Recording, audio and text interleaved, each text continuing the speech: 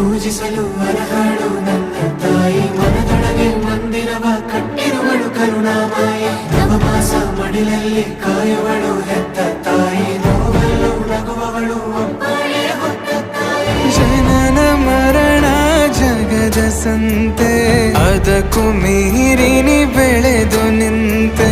ಕರುಣೆ ಸಹನೆಯ ಮೂರ್ತಿಯಂತೆ, ದೇವರಿಗೂ ನೀ ಸ್ಫೂರ್ತಿಯಂತೆ.